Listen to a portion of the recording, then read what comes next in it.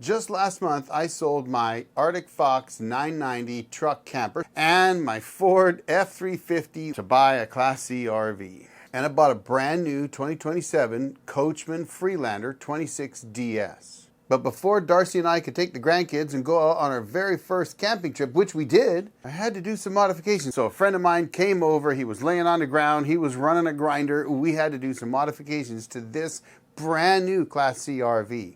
Now, when I was researching buying a Class C, there really weren't any reviews or any videos that gave you the full scoop on this RV. So today, folks, I'm going to do that. Now, before I get into any problems, and there are some, I want to tell you what Darcy and I really like. And if you're shopping for a Class C, you do need to hear both sides, so I'm going to give it to you. First of all, the layout. The main living area has a big slide. It's got to be 2 feet. I haven't measured it, but it's a big slide. And it slides the whole side of the main living area out and opens it right up, and it's a big living space. It's got 2 recliners, which was a requirement that I needed because I got a bad back and I've got to be able to put my feet up and ice my back. So that was a requirement that I had, and these recliners are comfortable. There's plenty of space to cook, and with the outside cooking area, you can easily cook more stuff outside where you might want to do that if you're camping. It's got a 42-inch 12-volt swing-out TV. It seems like a pretty nice TV, but I will say this. The swing-out arm, it could be longer. It could bring the TV out and away a little more. I'd like to see that, but it still does a pretty good job. Class Cs are not known for the amount of storage space they have compared to, say, a Class A, but frankly, this Class C has a lot of undercarriage storage. It's got a big compartment in the back that we were able to put a portable Traeger smoker, a fire pit, several chairs, a tent, some extra sleeping bags, all kinds of stuff, no problem at all. But it also has 2 smaller kind of cubby storage areas near the front on the passenger side of the unit, and a larger one that I was able to put a 3,000 watt hour power station in, plus cables and extra stuff. Frankly, we have more storage than we really need. Storage on the inside is also excellent. And I should mention this one has that new Godzilla motor in it, which is a 7.3 liter gasser. That motor's got the power. So yeah, we actually really like this unit, but there are some things that I wish someone had put in a video and told me before we bought it. So let's get into it. Now, the first thing I did, even before going camping or anything else, was I pulled out the brand new AGM. Because, folks, I was not going to go down the road with an RV that has a refrigerator that only works on DC, because they all do that now. I wasn't going to do that with 2 75 amp hour AGMs. That's ridiculous, folks. I had a 14 amp hour XCNY 12.8 volt battery, and I thought, hey, why not just switch this out? It's 4 times the available capacity. I could swap that out easy enough. I measured the battery bay with a tape measure, just stuck it down in and went, look at that, it's deep enough. Perfectly fine. Let's pull those out, but I can't pull them out. So I put out the call to my friends, and one of them said, hey, I'll come swap them out. And I said, this is going to be a 5-minute job. No job's ever a 5-minute job, is it? So he comes out, his name's Eric too, by the way. Thank you, Eric. He comes out and I tell him, all I got to do is I got to pull these 2 AGMs out, toss them out of the way, and then put my new battery in and land the cables on it, and we're done. Button it up, close it up, we're done. Shouldn't take more than 5 or 10 minutes. So we took those batteries out, or he took them out. I tried killing the power, but that's the first thing that I noticed. It doesn't have your typical red cutoff switch that you would normally have for an RV. I didn't see one, and I was told it didn't have one. It had this little push button thing, but that was it. Either way, we undid the batteries, he pulled them out, and then we grabbed the new battery, and he set that in there, and it didn't fit. Because they put these ridges in. Why, I honestly don't know. So Eric looked at it, and he happens to be one of those guys that does a lot of mechanicking, and he said, well, you know, with a skinny wheel, we could just cut that off. And I said, go for it, let's do it. So we cut them off, sanded them down, cleaned them all up, painted everything, and we dropped the battery in, and of course we noticed that the 2 battery hold downs that the camper comes with wouldn't work. 1, the hold down bolts are just in the wrong place, and 2, the brackets they came with, well, they just were not wide enough and too tall. So we drilled a couple more holes, and then we made our own bracket to fit over that battery, bolted everything down. The good thing is that the rich solar charge controller, you just push a button and change it to LifePo 4 on the settings, and you're good to go. And the DC converter says it's auto sensing, and it just knows that there's a lithium iron phosphate battery in there. How it does, I don't know. Now here's where it gets interesting, folks. And I'm going to tell you this story exactly how it happened, because I think it could be one of the most useful things you'll hear in this video. This weekend, I brought a 3,000 watt-hour power station with me because I thought, hey, we have quiet time between 10 and 7 a.m. and I like to get up early in the morning. Well, I'm not going to say I like to get up, but I do get up early in the morning and I want to make coffee, and we wanted to bring our electric coffee maker. And the only way to do that is, of course, to bring a power station because we weren't going to have a hookup. This is dry camping, boondock. So I brought that power station with the plan that I would plug the camper into that power station and run it off of that so that I could make coffee in the morning and maybe recline the chairs and sit there and drink a cup of coffee with my wife. And I watched that power station drop from about 78, 79% at the start of the morning around 5:30 a.m. to 27% in about 90 minutes. That's over 50% that it dropped in an hour and a half. And the only thing that I heard running, the only thing I could think of that was running was the refrigerator. And this RV, as all new ones do, has a DC refrigerator. I thought, is this thing actually using 1,400 watts? Because that's what I was seeing. Who puts a refrigerator in an RV that draws that kind of power? So my plan was to talk about that specific thing in this video, but wait, there's more, because it wasn't just the refrigerator. You see, when we got home, we plugged in the camper overnight, leave everything running, and this morning I went out and I put a watt meter on it, turned off the air conditioning units, there are two of them, and I turned everything else off. Made sure there was no fans running. There was even a light still running. I turned that off. Everything was turned off. The only thing running was the refrigerator. I thought, okay, let's find out what it draws. I was expecting to see 1,400 watts too. 688 was the maximum I saw, and I thought, what the heck is going on here? And I watched it, it dropped, and its running watts was about 100, maybe a little more. Then I thought, oh, I know what it was. You see, we'd been running since probably around 6, 7 p.m. on battery power all night long until 5:30 in the morning. When I turned it on, it was starting to charge the batteries. It never occurred to me that it was using about 800 watts to charge that battery while the refrigerator was running.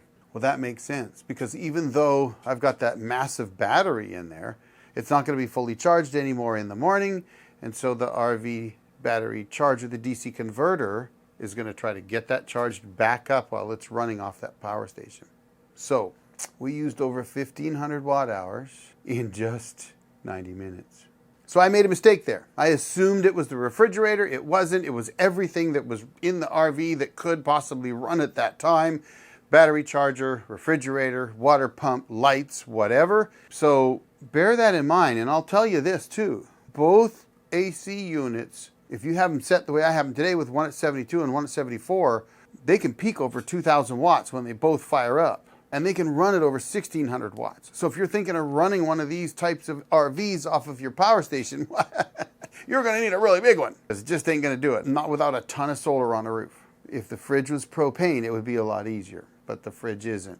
All right, let me run through a few more things actually very quickly. These are not deal breakers, folks, but it's things that I think you should know about. Like, for example, this unit comes with a rich solar, I almost said MPPT, but it's not. PWM charge controller. That's pulse width modulation. I always have a hard time with that. And it's limited to 30 amps.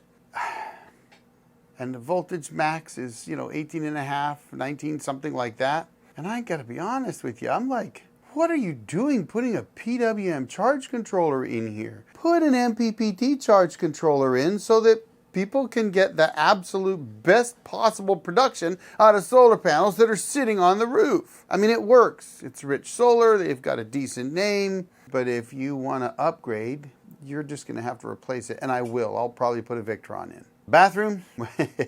When we walked through the camper, I checked everything out. I even sat on the toilet just to see how it was. But one thing I wasn't thinking, and that was I had the door open. And I might have thought, it's a bit small, but I can make this work. But when you actually have to use it, not a subject we want to talk about, right? But if you're like me, I'm just shy of 6 feet tall and 255 pounds. And let me tell you, using that bathroom with the door closed is a non-starter. unless you're a contortionist, because you ain't gonna do it. Fortunately, the bedroom has a door that you can close, and so basically you just close the bedroom door, and you know, your spouse knows you're in there using the bathroom. She's not gonna come walking in there on you if that's a problem, but then you can use the bathroom in privacy and not have to close the door, so you've got enough room for your knees so they're not jammed into the wall. And I would say this RV, if they made it just 6 inches longer, it's 27.5 feet, Eric, feet. 27.5 feet long. If they made it 28 feet long, guess what? That's 6 more inches they could have put where the toilet is. It would have made life so much better. And frankly, if they added maybe 2 or 3 inches to the depth of that bathroom, it would have been better as well. And that lost space around the bed, it's a camper. It's going to be tight anyway. So the bathroom's a little bit on the small side, folks. There's no stereo in the camper. Now, I didn't check that when we did the walkthrough because, frankly, it never occurred to me that someone would build an RV that didn't have a stereo. Who does that? It's got a great big head unit in the cab, but you can't even run that off of house power. What the heck? I'm going to have to pay somebody to put a stereo system in this thing because we happen to like music, especially when we're sitting outside in the evening, relaxing around a fire pit, you know, maybe with the awning out and the cool lights under the awning on. After having had dinner, maybe we want to have an adult beverage and sit there and relax and listen to some good music. And yeah, we can't because it doesn't have that. And I didn't even check that. It never occurred to me that would be an issue. Good job, Coachman. I don't like that. The door hardware is cheap. And it was all loose. Darcy was complaining about the door, and I kept thinking, what is your problem? I just opened the door and walk in, and then I looked at the door, and the door jamb was tilted like this. The whole handle assembly was tilted like this. And I thought, what the heck? And I went to open the door, and I couldn't even open it. So I had to get a screwdriver out and tighten that down. Yeah, I got it tight enough. I think it's okay. I was afraid of stripping it, though, because it's not like it's, you know, heavily built anything. It's a camper, right? But the screen door opens quite a bit different than our ArcticFox. So I didn't know this, but apparently this is normal with Class C RVs. The screen door doesn't open with the outside door, apparently. And the handles are opposite. So if you want to open them together, you pull one up and one down, right? Like, who does this?